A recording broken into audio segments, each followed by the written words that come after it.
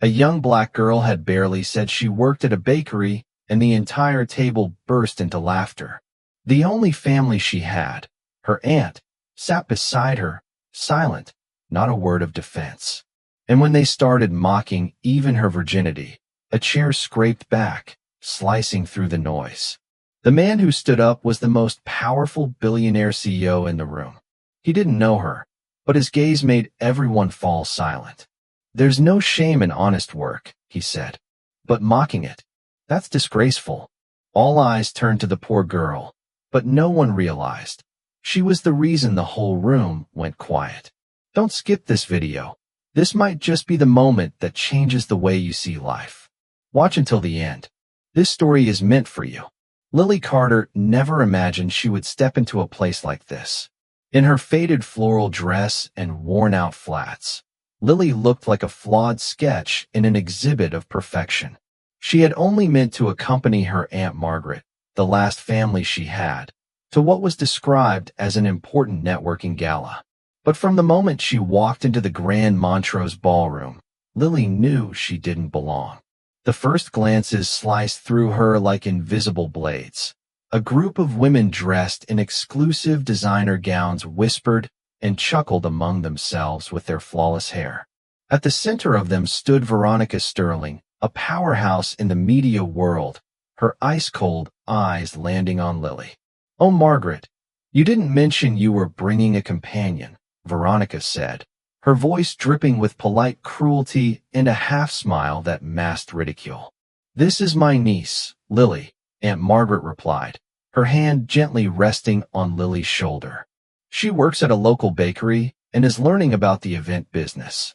"How charming," Veronica replied, though her eyes told an entirely different story. Lily forced a smile, her heart pounding as she took her seat on a gold-rimmed chair. The dinner had just begun, but she already felt like she was sitting in a den of wolves draped in silk, and her very first instinct was to run. The dinner unfolded under the soft glow of crystal chandeliers, but for Lily, every passing minute felt like silent torture. She tried to mimic how others held their cutlery, but her fingers were stiff with anxiety. No one insulted her directly, but every gaze stripped her presence bare, marking her as an obvious flaw in their crafted perfection. "And where do you study?" a middle-aged man asked, his voice pleasant yet calculated. "I'm not in college," she answered gently. "I work at a small neighborhood bakery." A hush fell over the table, dark and heavy. Only the clink of glasses against plates echoed coldly. "How quaint," Veronica smirked. "Maybe next time you can bring pastries for the board meeting. See how they react." Laughter rippled around the table. Lily lowered her head, swallowing hard. Aunt Margaret, the only person she knew in the room, said nothing. She didn't defend her, didn't interject. She just sipped her wine quietly as though she hadn't heard a thing. "Do you have a boyfriend, Lily?" a younger woman asked teasingly. Lily shook her head. "Oh my, don't tell me you're still untouched." Veronica let out a cruel laugh, and the entire table erupted. Tears burned behind Lily's eyes, but she bit her lip. She thought of her mother, frail and resting at home, of late nights mixing dough and secret dreams of going to college. All of it felt cheap, ridiculous in front of these people draped in silk and gold. Still, Aunt Margaret said nothing. She merely glanced at her wine glass, pretending not to see her niece breaking apart. "She looks like a character from a prehistoric documentary," someone whispered. Another joke, another stab. And Lily knew if no one stopped this, she would break. A chair scraped back sharply, the sound slicing through the air like thunder. Laughter halted mid-breath, choked by the sudden storm. Lily looked up, tears still clinging to her lashes, just in time to see a tall figure rise from across the table, Nathan Hale. She recognized him from magazine covers, the CEO of Hale Innovations, one of the youngest billionaires in the country. Now he stood there, tailored black tuxedo immaculate, eyes razor-sharp as they swept across the table. "How strange," he said, his voice low and commanding. "It seems some people here have forgotten the meaning of respect." No one responded. No one dared.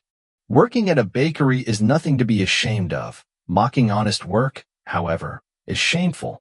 His gaze landed squarely on Veronica as he said this, and her face blanched. Lily sat frozen. She didn't understand what was happening or why someone like Nathan Hale was speaking for her. He walked slowly to the table, stopping behind her chair. "I don't believe she should be subjected to this performance any longer," he said, calm but with steel in his tone. Lily turned to Aunt Margaret, searching for support, but her aunt looked down, avoiding all eye contact. Nathan extended his hand toward her. "Miss Carter, if you'll allow me, I have a table nearby. No one laughs at people there." The entire room fell into a silence so thick Lily could hear her own heartbeat. Someone cleared their throat. A fork clattered to the floor, but all eyes were locked on her. She had never held the hand of someone so powerful. His hand was warm, steady. She didn't know why, but she placed hers in his as they walked through the rows of tables. No one said a word. The same faces that had mocked her now looked away from her and from him. Nathan led her to a small table by the window, far from the crowd. Soft light framed his strong features and those unreadable eyes. "Thank you," Lily whispered once they sat. Nathan smiled, his eyes never leaving hers as though she were the only person in the room. "Sometimes," he said gently, "the things most worth cherishing are the ones the world forgets to value." The next morning, Lily was arranging scones in the glass case when the doorbell chimed. She looked up, and her heart skipped. Nathan Hale stood in the doorway of her little bakery, utterly out of place among the scent of butter, flour, and the soft jazz from her old radio. "Good morning, Miss Carter," he said, his voice calm but certain. "I hear this place makes the best raisin buns in town." Lily nearly dropped the tray she was holding. She didn't understand why he was here. He could dine anywhere, but here he was in her world of flour and jazz, smiling like she was the only name he remembered. They talked about pastries, about the shop, about early mornings, and sometimes about the things people usually keep quiet. Nathan didn't treat her like a curiosity. He listened, really listened, and made her feel like an equal. Before leaving, he paused at the door. "I'm dining somewhere quieter tonight," he said. "A small restaurant, no ball gowns, no chandeliers, just good food and honest conversation. Will you join me?" Lily hesitated. Part of her wanted to say no to protect herself, but another part, the same part that walked out of that dinner with her head high, wanted to say yes. That evening she came. The restaurant was cozy, candlelit, no stares, no sneers. Nathan sat across from her, his eyes unchanged, calm, focused, attentive. "Why did you help me?" she asked softly. Nathan met her eyes. "Because I used to be you, the outsider, the one knocking on doors that never opened." They talked about life, about her mother, about dreams postponed by bills, medicine, and hard truths. "I want to go to college," Lily confessed, "not to escape the bakery, but to build something of my own." Nathan nodded, a slow smile curving his lips. "Then start with something small," he said, "like tonight, a meal, a conversation, and the chance to believe that not everything beautiful is fake." In the days that followed, Nathan started showing up more often, not with fanfare or spectacle, just quietly slipping into the bakery each morning, picking a jam tart or cinnamon twist. Sometimes staying a few extra minutes to hear Lily talk about customers or how she burned the last batch of cookies. He didn't pry. He never made her feel watched or studied. Instead, he made everything feel lighter, as if his presence alone eased the tension in the air. Their evenings together weren't spent in glamorous restaurants, but at riverside diners or the little Mexican place on the corner, where Nathan joked about breaking into a sweat from too much chili. Once he brought her to the park and laid out a picnic blanket himself, even though the grass was still damp from rain.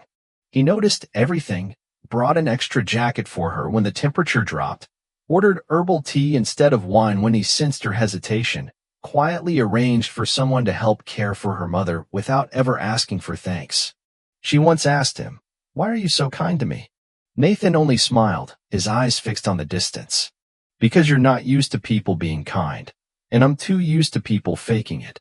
Lily didn't reply, but something started to grow inside her, not admiration. It was deeper than that. It was the feeling of being seen, being cared for, being valued, not for what she could become, but for who she was right now. And that terrified her more than anything, because the truest things were always the most fragile. One drizzly afternoon, while Lily was wiping down tables, Nathan stepped in, his coat damp, but his eyes steady. "There's a place I'd like to show you," he said, his voice gentle, as if he didn't want to break whatever fragile trust had begun to form. "It's not a restaurant, not a hotel, just a place where I get to be myself."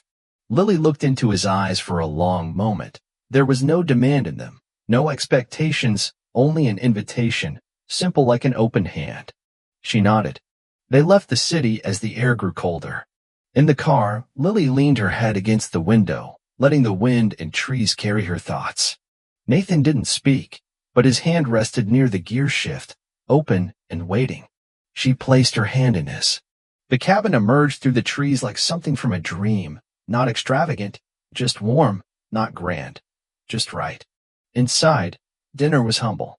They spoke of unfinished dreams, of loneliness in crowded rooms, of the difference between being loved and being needed. When Nathan brushed her cheek, Lily didn't pull back. The first kiss came like a sigh, slow, unadorned, unhurried, no declarations, but everything in their bodies whispered truths only the wounded could recognize. That night by the fire, Lily allowed herself to believe that someone like Nathan could truly see her, that a girl who baked bread could be worthy of something soft. She fell asleep with his warmth still wrapped around her, thinking maybe this time she wouldn't wake up alone. But when the morning light broke through the windows, the other side of the bed was empty. The pillow beside her was cold. The fire had died. Nathan was gone. On the table, a thick envelope, a folded note. "Urgent business called me away. The car will take you home." Beside it lay a thick envelope of money. Lily stood there staring at the envelope like it might vanish if she blinked. The note trembled in her hands, but the real quake was somewhere deeper, in the quiet shattering of something she didn't dare name. Only one question echoed in her chest. Had she tasted something real or just the sweet illusion of it? The days that followed passed in a haze. Lily still opened the bakery each morning, still kneaded dough, still smiled at customers, but inside her was an emptiness without name. The envelope of money sat untouched in a drawer. She didn't want to spend it. She couldn't throw it away. It was proof of something she couldn't define, love or illusion. One afternoon, as she wiped down the counter, the bell above the door rang. Nathan Hale stood there, no expensive suit, no cool facade, just him, with tired eyes and a bouquet of wildflowers in hand. "Do you have a minute?" he asked, his voice rough, like he hadn't slept in days. Lily froze, her hand tightening around the cloth. She didn't know whether to cry or turn away. "I know I vanished like a coward," Nathan said, "but you need to understand that morning I was scared." "Scared of what?" she asked, barely above a whisper. "Of what I felt. You reminded me who I was, not the CEO, not the millionaire, but a boy who once dreamed someone like you could believe in him." He pulled a folded document from his pocket, a resignation letter from Hale Innovations. "I'm not here to buy forgiveness. I'm here to rebuild, if you'll let me." Lily said nothing. Her tears did all the speaking. "You don't have to forgive me now," Nathan continued gently. "Just know every beautiful thing you dream of, you deserve, not because of anyone, not because of me." She stepped forward, resting her hand on the wild flowers he held. Then, this time, she whispered, "We begin with the truth." Nathan nodded, eyes glistening. And in that tiny bakery, among the scent of sweet dough and wild blooms, they needed no more words. This was enough to begin everything. For months later, on a gentle early spring evening, Nathan brought Lily back to where it all began, the grand restaurant. But this time it wasn't the grand chandelier-lit hall filled with judgmental glances. They ascended to the rooftop, a private space Nathan had transformed into a garden overflowing with red roses, Lily's favorite flower. Twinkling lights hung like stars, casting a warm golden glow. Music drifted softly in the air, and Lily could barely speak. "I remember you once said," Nathan whispered as he led her to the center of the terrace, "that red roses made you feel loved, but not loudly." She didn't answer. Tears shimmered on her lashes. Then he knelt down, not with a dazzling diamond ring, but with a delicate pearl, soft and luminous under candlelight. "Because you," he said, are the most natural beauty I've ever known, not perfect and never needing to be precious. Lily brought her hand to her lips, breath-catching. Maybe real love only needs one thing, she whispered, to be seen and still be loved. She nodded. They embraced among the roses, beneath the open sky and glowing lights, where old wounds were washed clean by the sincerity of a promise. A few weeks later, their wedding took place on a secluded beach beneath a blazing sunset. No extravagant ceremony, no showy guests, just their dearest loved ones and simple vows carried by the waves. Lily wore a pure white dress, her bare feet sinking into the sand, and Nathan whispered in her ear, "No one else in the world could ever be you." Their love no longer hid behind masks or fear. They were accepted not for wealth or status, but for the courage it took to live as their truest selves.